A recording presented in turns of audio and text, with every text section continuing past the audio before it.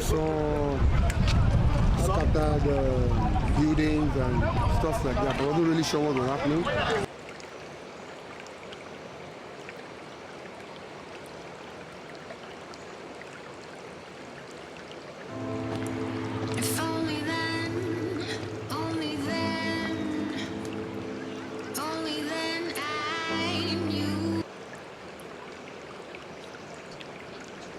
All of government approach. It's not just the health sector. It's involving all different sectors of the government to repurpose themselves to fight this virus. It's ensuring that every single person in the country, in China, in Korea, in every single country knows what their role is. How can I protect myself? How can I protect my family? What role do I have to play in actually preventing onward transmission? And some of this does involve self-isolation. Some of this does involve making some sacrifices that you don't participate in social engagement. And we've said this before. This is going to be difficult for a while, but this will be temporary. And it's important that we all play a role in this. Yeah. No, thank you. I have spoken to many ministers from Europe especially, and of course other regions. And one of the areas we have discussed is about testing. And our recommendation from WHO was very, very clear that all countries should be able to test all suspected cases. They cannot fight these pandemics blindfolded. They should know where the cases are and everything about the cases, and that's how they can take decisions. Actually, if they know the cases, then they move into following up with contacts and also isolating the cases, and the contacts would be positive. And not only that, specific to taking care of the specific cases or the positive cases or the contacts, but that can help them also on how they can design their strategy to fight the pandemics.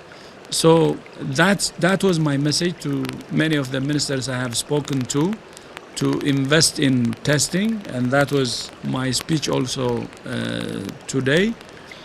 And going forward, our recommendation is that they have to be able to test all suspected cases and then do everything that should be done, starting from the testing or the cases they identify.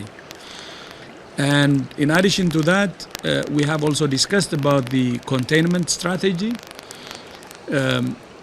Of course, we said last week that the situation is already a pandemic proportion, but at the same time, we have said that the best strategy. And this is because of what we have seen in countries who have made progress. This is in China, South Korea, Singapore. It's the containment strategy that's showing a result, and which we hope can also help other countries to make progress. So we advise countries to stick to testing, and from there, of course, all the steps that they need to do. And we advise countries to stick to containment strategy, because we believe that this epidemics, this pandemics, or this virus is controllable, and the result or the outcome is in our hands. Thank you very much. Let's go to Tehran. Sorry, this is Mike. Can I just add something? Yeah, just obviously Dr. Tedros has spoken to those high-level contacts and the importance of them. We've consistently said that travel measures, particularly draconian travel measures, are only part of a comprehensive strategy. And countries who rely on travel measures as a way of blocking the virus are just not going to succeed. Rational measures based on risk assessment that restrict travel, particularly restrict individuals or exit screening, and various measures that can reduce the spread of disease are appropriate in the context of a comprehensive strategy. Many countries have implemented lockdowns and other measures. These are an attempt to try and slow down the spread of the virus. But within the zones that are locked down, that has no impact. And we go back to the same public health measures of trying to suppress infection within a zone. So what can deal with infection within a given zone and then what can slow down infection spreading between zones are different types of measures. But relying purely on static travel measures as a means of protecting populations is not enough. It may be useful in certain circumstances, it may have an impact, but it will not have any impact without the implementation of comprehensive approaches. And just one clarification, when we speak about testing all suspect cases, that's extremely important. And when we have identified their contacts, we also need to test any contacts who are symptomatic. Just to be clear, that we're not advising that every contact of every case can or should be tested. We really need to focus on ensuring that when we identify cases that we exhaustively follow their contacts. And if any contacts are showing any symptoms of disease, they should be immediately tested as well. Thank you. Thank you very much, Dr. Ran. Dr. Ran is in Ireland calling us from there. Let's go to Tehran. Tehran Times International Daily. Mariam, can you hear us? Yeah, can you hear me? Yeah, my question, actually I have two questions. Some believe that the number of new cases and deaths reported every day by countries are not real, as some countries might be underreporting intentionally, or some might have kept all the patients, especially those with mild symptoms. So is it possible that the number of cases is much higher, therefore the death rate is lower? And I would also like to know if WHO has assessed effectiveness of traditional medicine on treating or relieving the symptoms of COVID-19. We agree that we will have one question per person. There are lots of questions. I have to apologize right now to journalists that not everyone will be able to ask the question. Maybe Maria, you want to start? And maybe Dr. Tedros and Mike will want to supplement. Yes, there's no doubt that we are missing cases. I think we need to be realistic about this. The reason that we are so aggressive in our statements about finding all cases and testing cases is because we need to know where this virus is. But it is possible that we are missing cases that are on the more mild end of the spectrum. That's normal in an outbreak. It's normal for a respiratory disease, especially because certainly in the beginning of outbreaks, you're focusing on people who seek care. And so that's where people will show up, and they have a higher likelihood of actually being tested for COVID-19 or for any emerging pathogen. So it is certainly possible, and it's highly likely that we're missing cases. What's important is that there are measures, there are processes in place that countries can take to find those cases. And it's important that we don't give up. And we move to a measure to say we're just going to let this happen and we're going to see, hope for the best. Absolutely, we need to be finding all of these cases so that we can effectively isolate them and thus reduce the chances of onward transmission. But ways in which countries are trying to improve that ability to test is increasing their lab capacity. So not only making sure that they have additional kits and tests in their countries, but making sure that they're increasing the number of labs that can test in individual countries, whether it's at the national level or the subnational level or the use of private labs. It's making sure that we have more testing capacity in addition to testing kits. The other question was it relates to traditional medicine. Indeed, there are a number of clinical trials that are currently underway. In fact, it's more than 200 clinical trials, and maybe even more than 300 at the last count. And some of those clinical trials are indeed looking at traditional medicine as it will relieve, if it can relieve symptoms of COVID-19 infection. Thank you very much. We will go to our next question, and please let's stick to one. Andy Kopsa, can you hear us? Andy was trying to place his question. Andy, please go ahead. Yes, hi, can you hear me? Go ahead. Okay, great. Thank you. My question is actually about contact tracing. And it's about I'm going back to mid-February, and the Westerdam cruise ship that docked and disembarked people in Cambodia. There's conflicting reports here in the U.S. for people that were returning from that ship that there was an actual false positive, and that all of those ship passengers were tested. Can anybody confirm this? We're not getting any answers about whether or not that one person that tested positive was in fact a false positive. Thank you.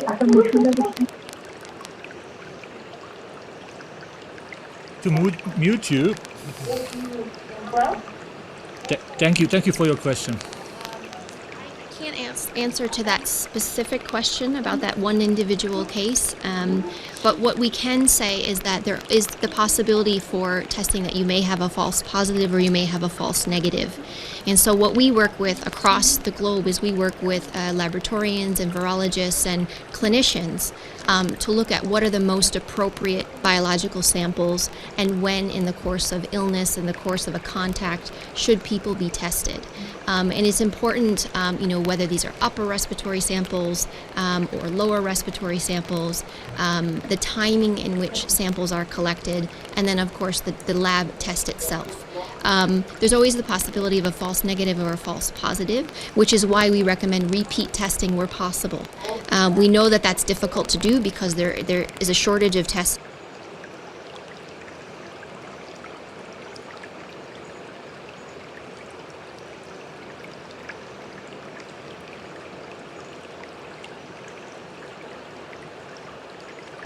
Really apologies, we have an issue here. Can you please? We are not able to mute you, Andy. Can you mute yourself, please?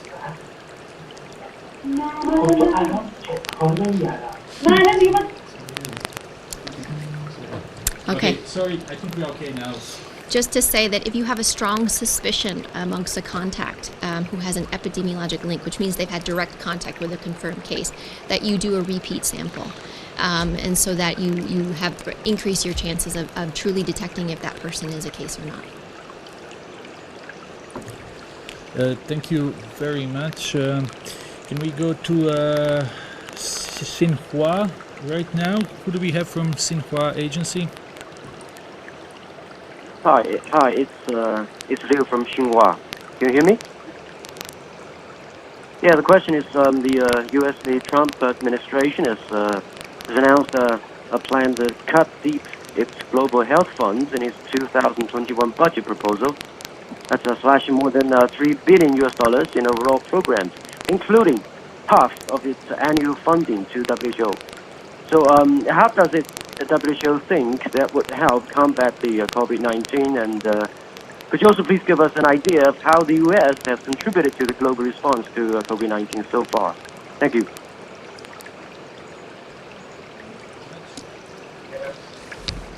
Yeah. Yes, or Dr. Tedros. But he wants to take Mike, yeah. You want me to take a mic? I'll go after you, boss. Yeah, no, thank you. I think the support we're getting for COVID-19, the response is really encouraging. At the initial stage, we were a bit worried, but now we're getting almost close to the funding we asked for, and we expect more support. And the announcement from US is really significant, and we will expect actually more countries to contribute. But we're almost close to the funding we asked based on the SPRP. Of course, the initial focus was on governments, and we appreciate all governments who have contributed. Now we have already moved to asking contribution from the private sector and all citizens. And as I said in my speech, more than 19 million has been secured actually in a couple of days from the private sector and the global citizens at large. And this is in 2 days, and we expect that this will, there will be a significant contribution from the private sector and the global citizens at large. So as we have said, propose for each country to follow or use a whole of government and a whole of society approach, we're using the same thing globally to mobilize all governments to contribute and also all citizens to contribute. And the contribution so far is significant and encouraging, and I know we will get the amount of funding we need. But I would like to use this opportunity, because you have identified US specifically, use this opportunity to thank the US government, other governments, the private sector, and all global citizens for their commitment. We're all in this together. It's a common enemy, and it's our unity that will break this virus. And the last few days I have seen how the human spirit is so amazing, and how it shows us that the spirit can break the virus. So it's not just the funding, by the way, it's the human spirit, which we see, the human spirit that's fighting this virus, which is coming more and more or stronger, that can help us to fight it. When there is unity and solidarity of spirit, and then the resources and other things can come. So I'm really encouraged, especially the last 1 week or so, with the solid level of solidarity that I see.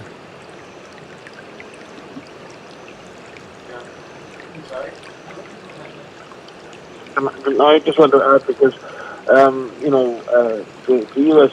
Public Health Service is one of the finest in the world, and not only has served the U.S. well, but over the last 50 years has helped to train and develop public health systems all over the world, field epidemiology training programs, laboratory networks, and others. The National Institutes of Health, an amazing platform for primary research, for clinical trials, and others. The FDA has been hugely helpful to WHO over the years, regulatory aspects of developing new medicines. And we thank them, all of those institutions, Tony Fauci, Redfield, and all of our colleagues at HHS for their technical and operational support to us and to the world over many, many years, and including in this response. Clearly, we all need to invest more in global public health, in national public health. We're paying a price for underinvestment now, but we need, as the DG said, to come together. Now is not the time to look at that. Now is the time to work together.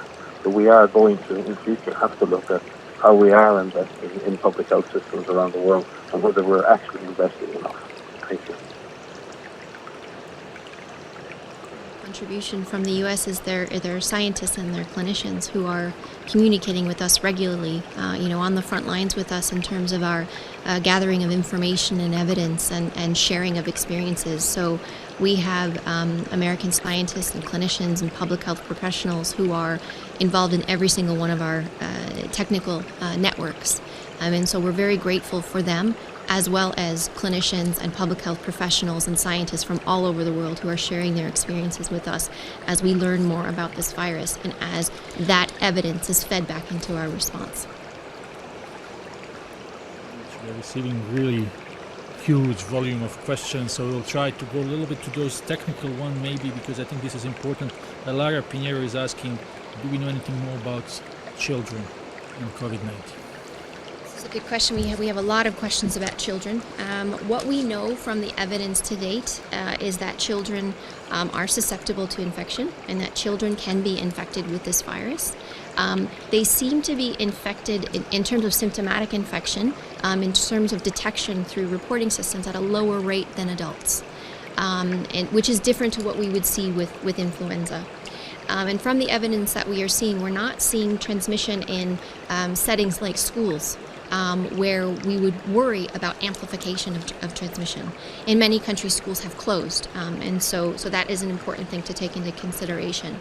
We do know that children tend to have more mild infection, have more mild disease, but we have seen children die from this infection.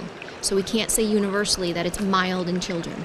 So it is important that we protect children as a vulnerable population. What we don't know right now, and because we don't have serologic tests yet, and we don't have the results of these population-based serosurveys, is we don't know the extent of a subclinical or asymptomatic infection in children. And so we're waiting for the results of those, which will help us really understand what role children are playing in this. So just to summarize, we know that children can be infected. We know that they tend to have mild disease, but they can die from this infection. So it's important that we protect them. Another technical one, maybe from Stefan here from Switzerland, from Le Temps. He's asking, what do you think about possibility of short-lived immunity and the risk of having a massive wave of COVID-19 next fall? Is also a good one. These are the same questions we're asking, so these are the right questions. There are some initial studies that are looking at an immune response in individuals. We've seen some studies that have come out that have looked at an immune response in non-human primates. The data is very early. And what we're looking for is whether or not we see a robust response in people, and for how long that will last. We're still 11, 12 weeks into this outbreak, and we do have some serologic assays that have been developed in a number of countries, and so we don't have a full answer to this yet. But it is something that is very important to see what level of response individuals have in terms of an antibody response, whether this will provide protection, and for how long. Let's try to get someone online. Our friend Antonio from EFE. Antonio, can you hear us? Yes, Tariq, can you hear me? So Spain has declared a lockdown to prevent the spread of coronavirus, but today we are still seeing images of overcrowded public transport in cities like Madrid. So do you think societies have to take more seriously the threat of COVID-19? How can we really convince the population to stay at home? Yeah. To convince the public, first of all, I would like to commend the very courageous and bold action that the Spanish government has taken. I had a chance to speak to Prime Minister Pedro Sanchez, and his commitment, I believe, is really, really strong to fight this virus. But the political commitment at the highest level alone will not be enough. There should be the cooperation of all citizens of Spain. It's the cooperation from all citizens that will make the response actually complete. And I said it many times, this should be everybody's business. Each and every individual should do everything to protect himself or herself and to protect others, and should listen to the advice of the national authorities. So my advice is that this virus will not be stopped without the cooperation of the government, the whole society, and the citizens. This is everybody's business, and I repeat, this is everybody's response and responsibility, and that's how we can stop this virus. And I encourage everybody in Spain to follow the advice of the authorities. Muchas gracias. And my name is Pedrito, my other name. Thank you. Very much. I will just ask Paul now to give us a little bit an update on where we are with the supply chain and PPEs, as we have been getting some questions, although we didn't get it right now, but a couple of emails came earlier this morning. Yeah, thank you. As people are aware, we have been facing for several weeks now extreme shortages in the provision of and availability of personal protective equipment for clinical workers and healthcare staff. Also with the demand for greater testing, greater availability of testing, this also puts under pressure the market to supply these tests. And the third area of which we're taking a closer look at and where we see signals of severe market constraint is around some of the more sophisticated equipment for clinical management. So as we see, definitely, as we've been saying consistently, that continuing to test, continuing to trace contacts is giving a window of time for the clinical system. We start now to see a lot of demand for equipment to manage the wave of patients coming into that hospital system. Is this a challenge? It is. Is it easy? No, it's not. Is there a chance we can get availability and provide this equipment? We remain optimistic. Certainly what we've seen now is a lot of contact being made from Dr. Tedros to highest levels of government and to CEOs. And we're certainly looking at a large degree of goodwill from companies and from governments coming forward to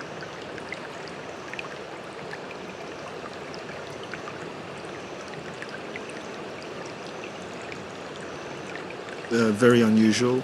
And if you imagine 1,000 hands with tangled string, it doesn't work to untangle it by competition. It doesn't work to untangle it by oneself. It really needs to take a step back and work together. I think certainly what we've seen over the last 3 or 4 days is the goodwill to untangle it is there. We are making efforts to increase availability in all 3 critical product lines. In lab, we are looking at testing and validating different samples for new reagents from new suppliers to independently validate those. When we have those validated and quality assured, we'll move forward and expand the availability of those test kits. So we continue to move forward in that spirit. Thank you. Thank you, Paul. There was a question from Jason Beaubien from NPR, and he was asking something along those lines. How can we expect countries to test, especially those with the weaker health systems, if even some countries with a more developed system cannot do that? Again, it's increasing the number of sources. If one imagines the work that's been done up to this time has been quite impressive. It's a new virus with a new genetic, a new genome that then needs to be shared, it needs to be analyzed, it needs to be researched. So the fact that we've managed to get the testing availability that we do have in a number of countries is testament to that will.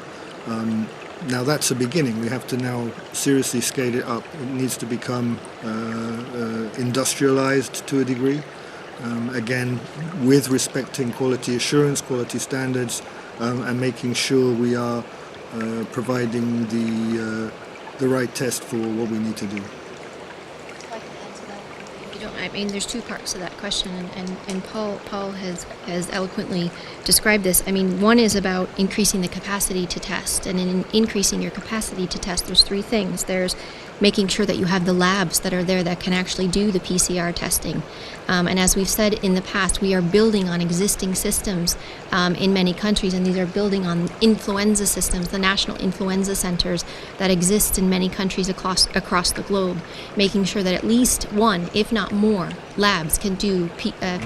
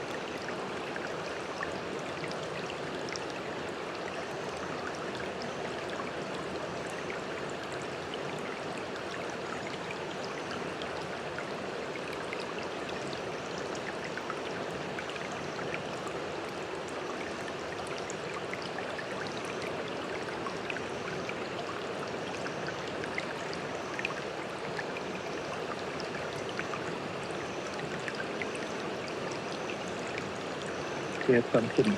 But local leisure campaigns are still going okay.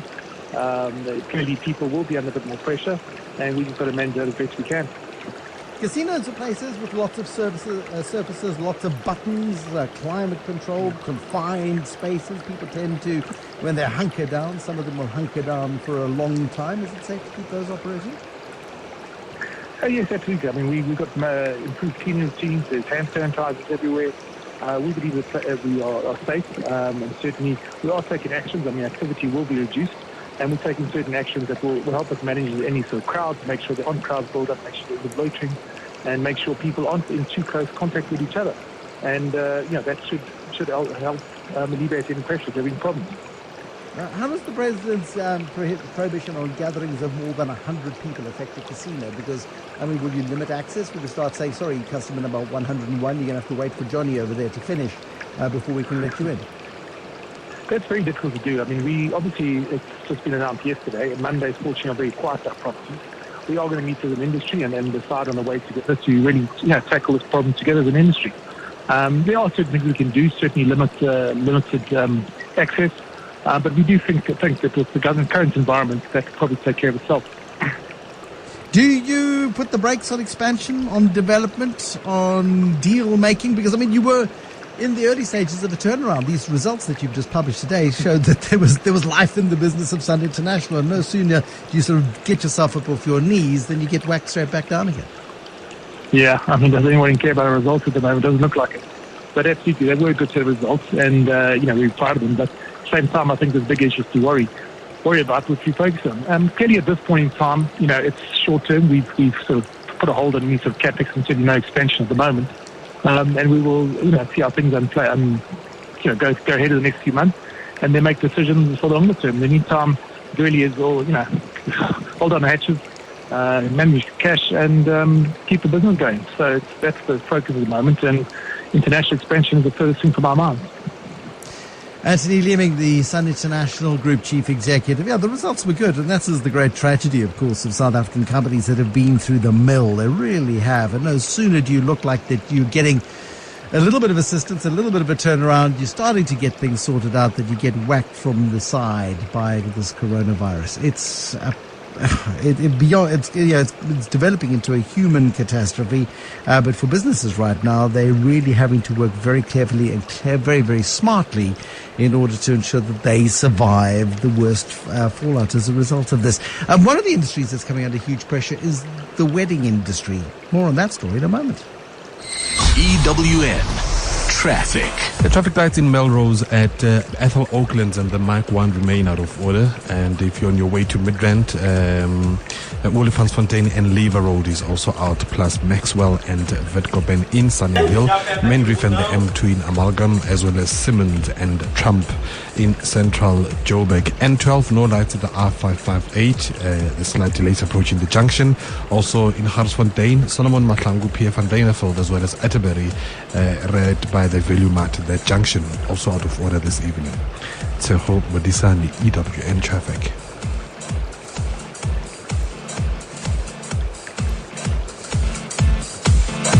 EWN Traffic. Knowledge is power, but no power source is infinite. Make sure you keep your battery of knowledge charged with the EWN newsletter. Delivered to your smartphone, tablet, or PC daily. Get the latest news, sports, business, polls, videos, and more to keep you updated. Eyewitness News. There's no better lunchtime read than the EWN newsletter. Sign up at ewn.co.za/newsletter. Eyewitness News. In touch, in tune, and independent. Hi, I'm Azania Musaka and proud to be a Discovery Bank client. Helping South Africans to have a better relationship with money is close to my... We've invested a huge amount in nuclear deterrence. Today, the greatest risk of global catastrophe doesn't look like this. Instead, it looks like this. If anything kills over 10 million people in the next few decades, it's most likely to be a highly infectious virus rather than a war. Not missiles, but microbes. Now, part of the reason for this is that we've invested a huge amount in nuclear deterrence. But we've actually invested very little in a system to stop an epidemic. We're not ready for the next epidemic. You can have a virus where people feel well enough while they're infectious that they get on a plane or they go to a market. The source of the virus could be a natural epidemic like Ebola, or it could be bioterrorism. And so there are things that would literally make things 1,000 times worse. In fact, let's look at a model of a virus spread through the air like the Spanish flu back in 1918. So here's what would happen. It would spread throughout the world very, very quickly. And you can see there's over 30 million people die from that epidemic. So this is a serious problem. We should be concerned. But in fact, we can build a really good response system. We have the benefits of all the science and technology that we talk about here. We've got cell phones to get information from the public and get information out to them. We have satellite maps where we can see where people are and where they're moving. We have advances in biology that should dramatically change the turnaround time to look at a pathogen and be able to make drugs and vaccines that fit for that pathogen. So we can have tools, but those tools need to be put into an overall global health system, and we need preparedness. The best lessons, I think, on how to get prepared are, again, what we do for war. For soldiers, we have full-time waiting to go. We have reserves that can scale us up to large numbers. NATO has a mobile unit.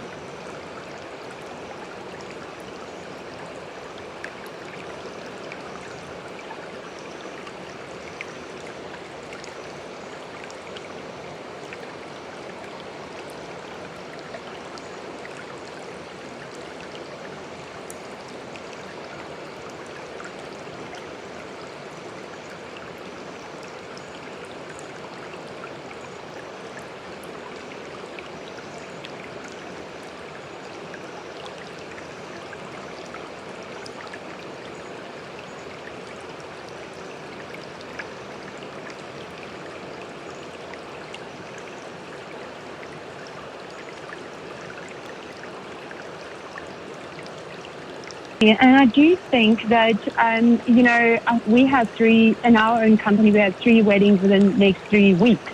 And right now we're dealing with clients who are literally getting married within the next few weeks. And they are the most devastated and the most stressed. And obviously, a lot of contracts require your clients to pay within 30 days before an event. So most of the bills have been paid.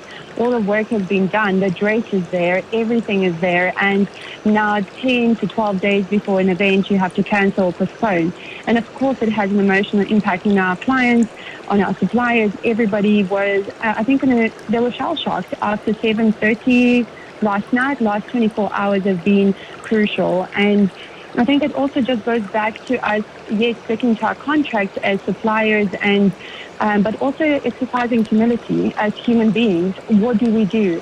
And I think the event industry by large has been incredible. In the last 24 hours, everyone's been responsive. Venues, although there are no refunds at this point, and there won't be, because it is so close to an actual date, and the client does have a choice of having an event but with less than 100 guests or 100 people actually.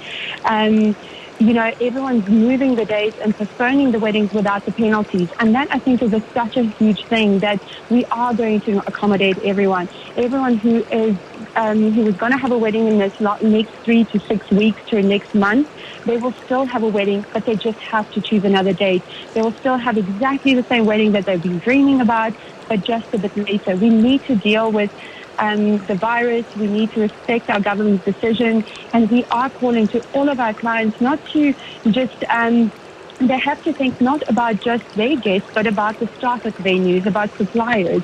We are all deeply affected by it, and everyone's aware, and everyone's trying to do their part. And I think the industry is so passionate right now. We had conference calls this morning between the wedding planners talking about this. The venues, everybody had an emergency meeting today to say, what do we do? How do we handle our clients in their very difficult state? Because yes, it is incredibly difficult for them right now. But how do we also look after our industry? Every single business owner has to look after their employees. And we have to think bigger. We have to understand how is this going to impact all of us economically. And I think it's been a very, very challenging 24 hours. I don't think anyone in events have slept last night. No, Eve, thank you. I mean, it's a deeply impassioned appeal, and thank you. And there are very few things more emotionally invested, in which people are more emotionally invested than weddings. People spend big bucks. And suddenly 2 or 3 weeks before the big day, you've got to say to people, I'm terribly sorry, but we're not going to be able to do this in the way that you'd envisaged. Bring 50 people. Sure, we can do it at this stage, but maybe in 2 weeks' time, we won't be able to do that. Maybe in 2 weeks' time, we say, no, we can't do events of 50. Maybe a postponement is the best scenario. Really, really tough. But Eve, thank you very much for painting such a clear picture for us. Eve Poplet is the owner of the splendid wedding company. Same, but different. A truly unique South African saying to describe a truly unique South African success story. In the spotlight, this week on 702 is Investec Asset Management, now called 91. We're still the same company with the same people and passion for their client, but with a brand new name and identity. Join us this week on 702 as we find out more about the name change and why independence in the world of asset management is an advantage. 91. Investing for a world of change. Only on 702. For the curious, 91 is an authorized FSP. On chronic medication, Dis-Chem knows how important it is to take it regularly and on time. So, there's Pack My Meds from Dis-Chem. Click and take a few easy steps when you receive our SMS or visit our website to opt in. Your chronic meds will be pre-packed for your collection or delivery. You're reminded to renew your scripts in time and get your chronic meds on time. Another innovation from Dis-Chem. Pharmacists who care. My mom works very hard and always tells me and my boots that hard work pays off. Now that I'm off to varsity, she gave me the keys to the old Beetle that's been in our family for years. My very own first car. Protect the things that make your life special. Insure 2 cars with My Way and get at least 25% discount. For a quote, call My Way on 0860 646464 and live your way. My Way is a licensed insurer and FSP. Standard rates and T's and C's apply.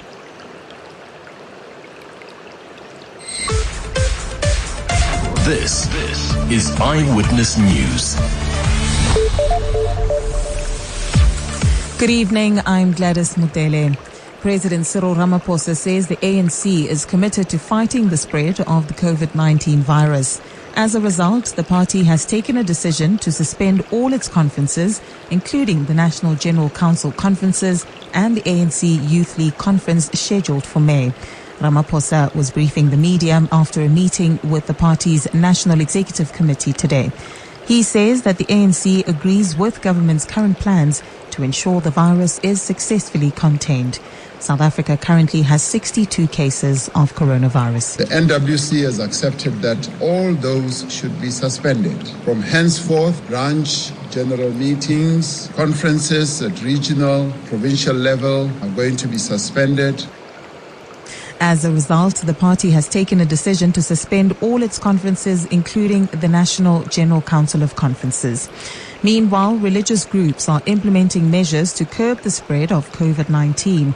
This as government intensifies its response to the global pandemic, which has killed more than 6,500 people worldwide. South Africa is currently dealing with 62 confirmed cases. Shamla Fisher reports. Members of the Muslim Judicial Council are meeting to discuss the impact of President Cyril Ramaphosa's announcement that mass gatherings are restricted to help curb the spread of the coronavirus. The MJC's second deputy president, Sheikh Riyad Fattar, says today's meeting will give direction to how Muslim religious practices will be undertaken under COVID-19 conditions. We will keep the community informed. We are in close consultation with medical professionals, the Islamic Medical Association, PATHCare and so on, and with the medical officials from the government side. Meanwhile, Chief Rabbi Warren Goldstein says they've put in place guidelines to ensure proper hygiene in Jewish synagogues. I've given out guidelines to our synagogues to ensure that in all the synagogues there are proper facilities for hand washing, to make sure that there are safe distances kept between people, that there should be all of the proper hygiene precautions. Hillsong Church South Africa will have its last service next weekend. The church will introduce online praise and worship services and will announce when normal services will resume. Shamila Fisher, Eyewitness News. Moving to the Western Cape, the Transport Department has suspended evidentiary alcohol breath testing due to the COVID-19 outbreak. The department says it will revert to blood testing as its primary method of testing drivers. MEC Bonginkosi Matikizela. Drunk drivers should know that if they are found guilty of driving under the influence, they could face up to 6 years in prison and receive a fine of up to 120,000.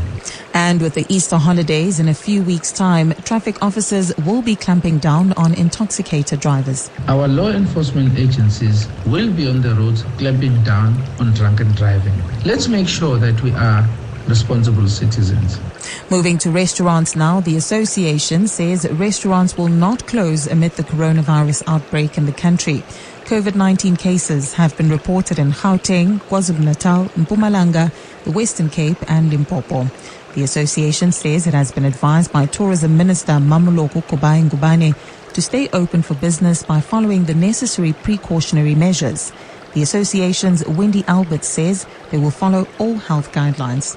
Our primary motivation is obviously to keep the patrons safe in the restaurant, as well as the staff that we employ to do the job in the restaurant safe. We will continue to sanitize all surfaces. We will do away with things like billfolds, and we are working at the moment with the banks to do tapless credit card payments.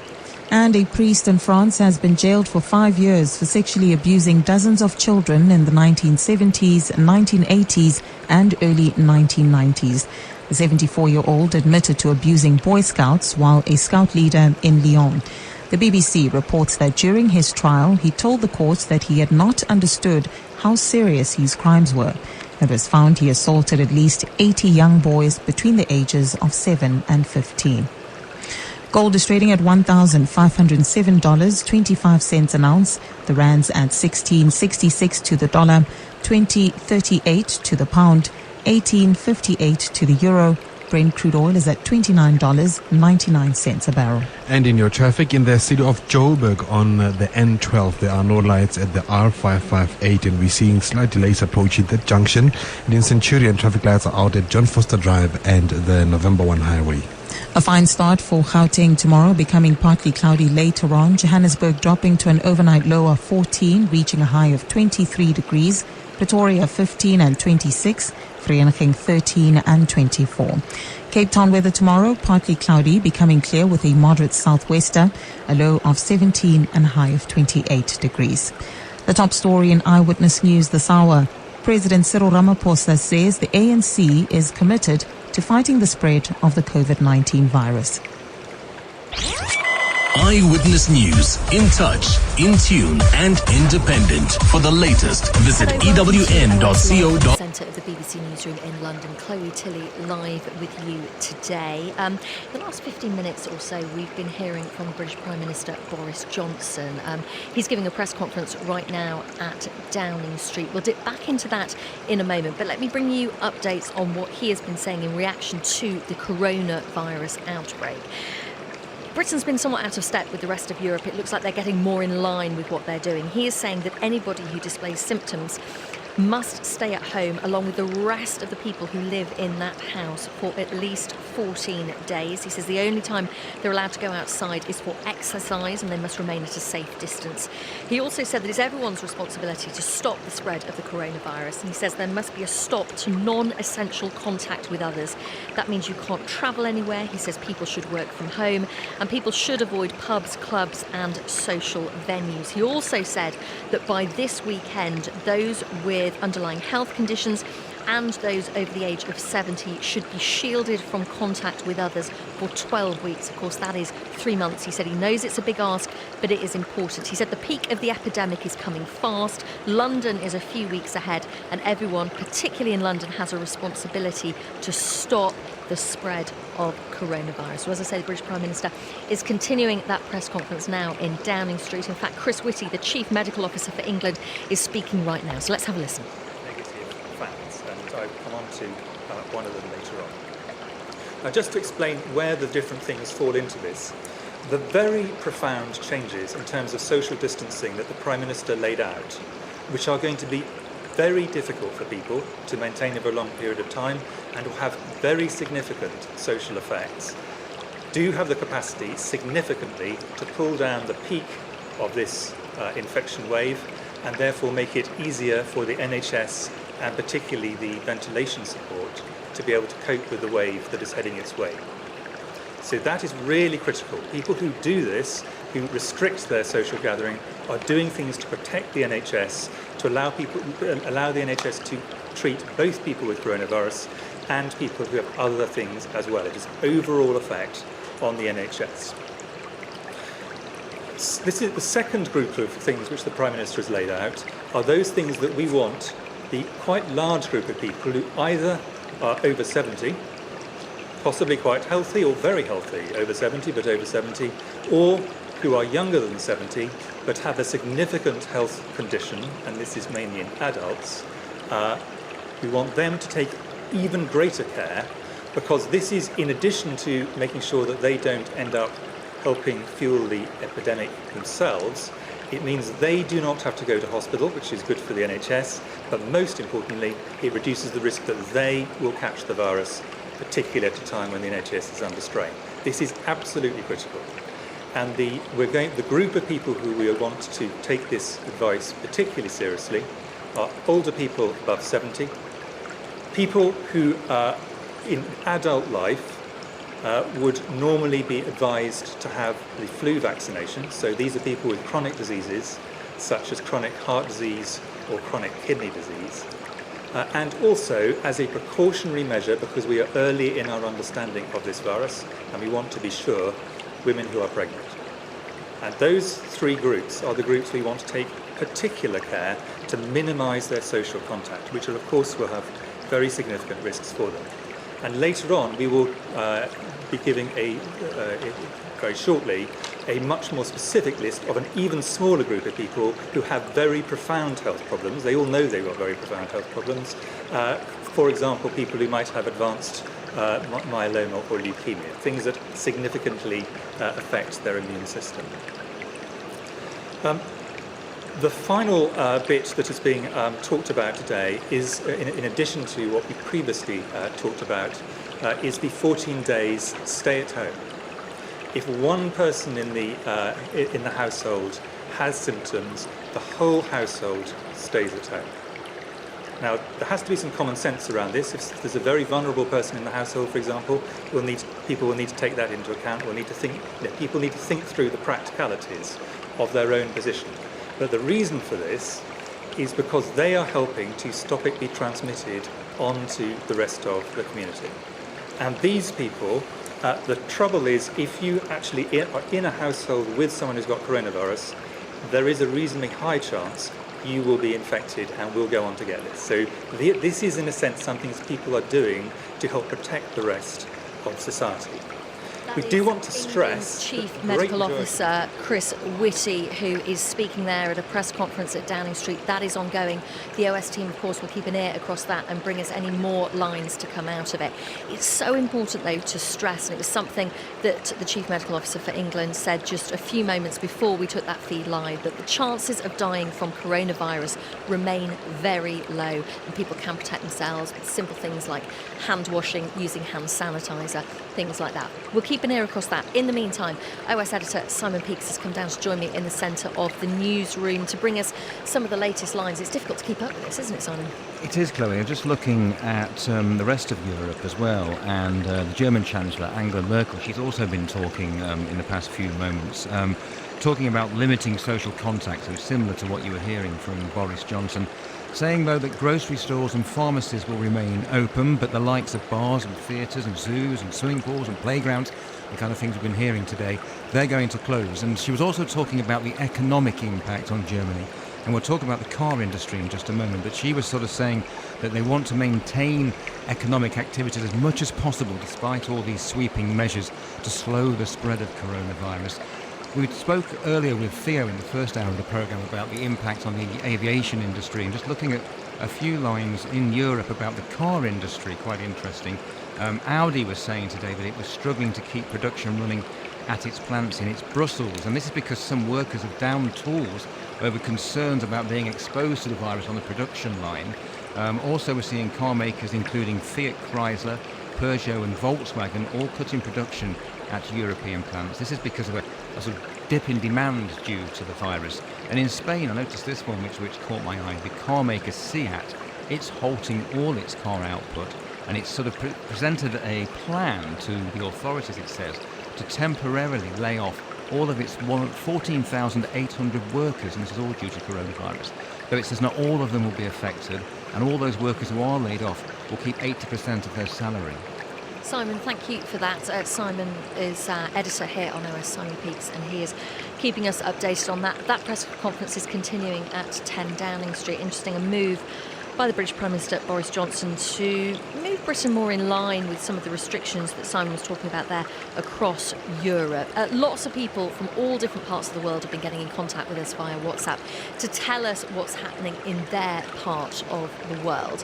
We've asked them to send us short audio messages about their situation and how they're adapting during the outbreak. This is David from Miami. I live in Valencia, Spain. Things started getting really crazy really quickly. First, it was just Italy was quarantined and everybody kind of ignored it. And then each day, things were getting increasingly more restrictive. But for the most part, people were still out. It still felt normal. We were still making plans to see each other over the weekends and stuff. Then finally on Sunday, at the end of Sunday, they were like, all right, everything is closed. So now everything is closed. School is closed. Work is closed. So now we're figuring out how to pass the time. I'm in touch with everybody I know just through WhatsApp and YouTube, and I love listening to the BBC World Service. I listen to it all day, especially now. Usually I just listen to old podcasts from 2018 that I need to delete from my phone, but now so much stuff is going on. It's nice to actually be able to tune in to the BBC all the time and hear what's going on. So I will be building a model during the quarantine period. I bought a lot of supplies before everything closed. This material called 4X, and I'm going to make a little house. This is all overdue stuff that I have to do, and I also have to study. And I will be keeping physically fit as well. And yeah, here we go. I don't know, I predict this will last about 2 weeks. I feel like if China got it under control, we can get it under control. Even though they have far better resources and a much more authoritarian regime which can do whatever it wants, I don't think it will last that long. Everyone's behaving. I feel like people are aware that something's up and people are acting accordingly. Although there are really nice moments, like the other night, everybody was screaming out of their balconies and cheering. We'll get through this. It's weird because it feels so apocalyptic, but as long as everybody stays indoors and old people don't go into contact with everybody else and they don't overwhelm the health system, it's an event. It's a world event. It's kind of like a hurricane. You see it coming, and then it comes, and now everybody has to hunker down. And it'll be really interesting to see the changes that take place when we get out on the other side. For example, my school has moved entirely to online. It was almost entirely classes, and now it's going to be the whole thing online for who knows how long. Probably just 2 weeks, maybe 4 weeks. So, yeah. So that is David from Spain getting in touch with us with his experiences. If you want to share how coronavirus is affecting your life, or indeed if you've got any questions that you want answering, every day here on OS we're going to be answering your questions. You can get in touch via WhatsApp. It's country code 447730 75 19 25. Or of course get in touch on Twitter. It's at BBC OS.